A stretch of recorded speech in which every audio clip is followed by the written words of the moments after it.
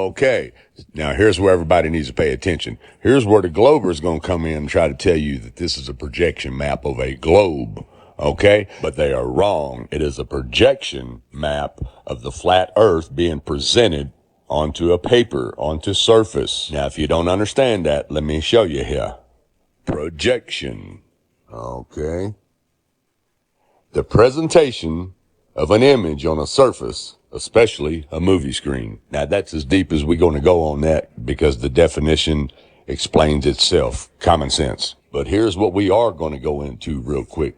Like I said before, this is Gleason's New Standard Map of the World on the projection of J.S. Christopher. Now, let's go to the University of Milwaukee.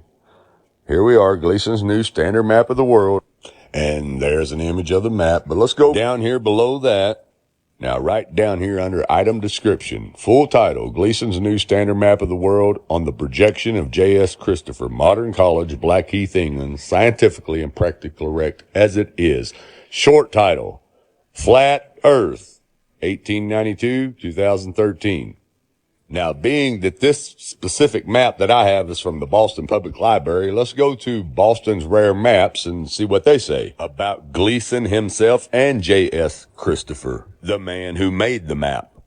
Okay, Extraordinary Rare 1892 Flat Earth Map by Alexander Gleason. Now, let's stroll down here and see what we got going on. Now, this is just a description of the map, which is on the map.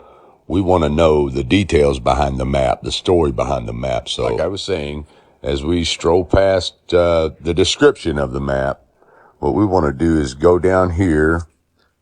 Let me show you here. It says,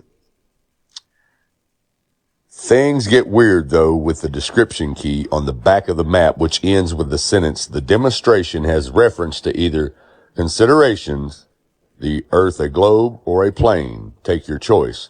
To make sense of all this, one must refer to Gleason. Is the Bible from heaven? Is the Earth a globe? Buffalo, Electrotype and Engraving Company, 1890, with an enlarged second edition in 1893. There, he marshals scripture, quirky interpretations of physical science, shoddy observation, and dollops of common sense to argue that the Earth is flat, stationary, and the center of the cosmos. Late in the work, he announces and describes his new map, which is the one that I just showed you guys at the beginning of the video. And here he's just explaining the colors of the map, what all it contains, the continents, the islands, the rivers, and whatnot.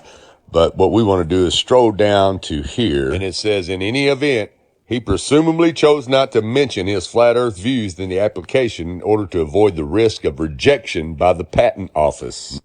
Okay, so now here we have Alexander Gleason. Let's stroll down the page here.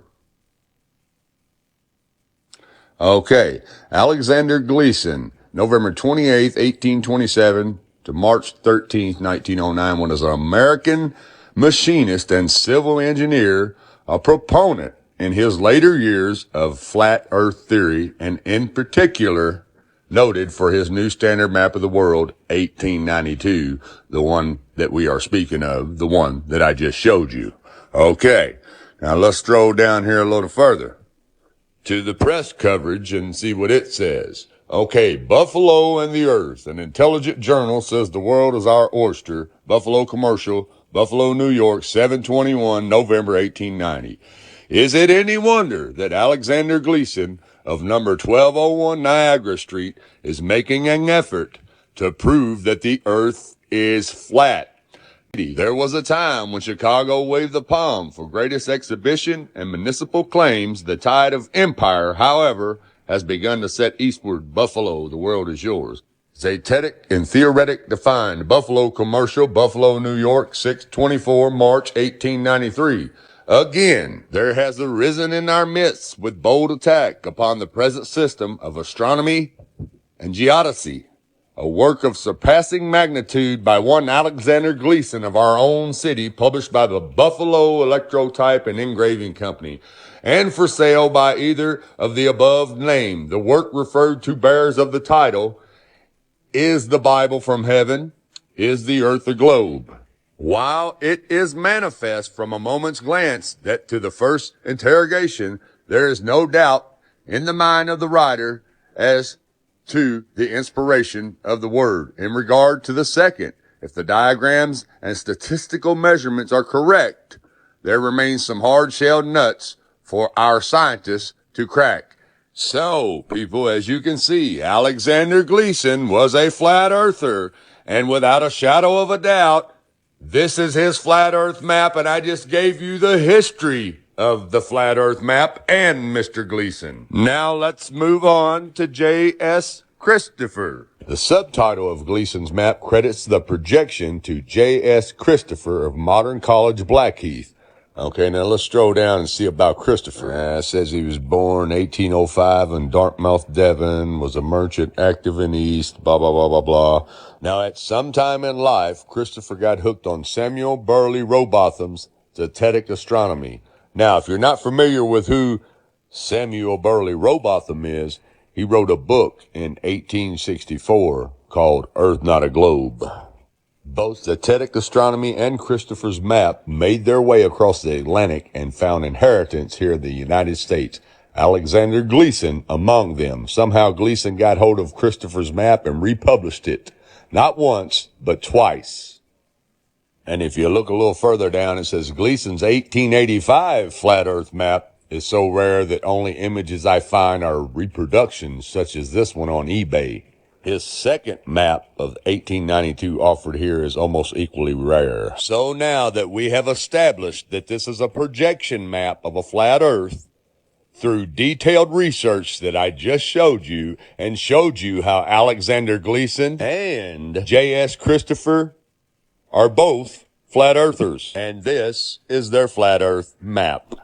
And even the pretty lady here on the news will tell you it's not a projection map of the globe. It's a flat earth map with the North Pole in the center and the ice walls holding everything in. Check it out. The curving horizon, the sloping sea level, the spin of the earth. Unless you can see these phenomena with your own eyes, they may not be true. Unlike what we've been told in school, the earth looks like a snow globe, round but not sphere. The North Pole is at the center of most flat earth maps, with the ice of Antarctica holding everything in.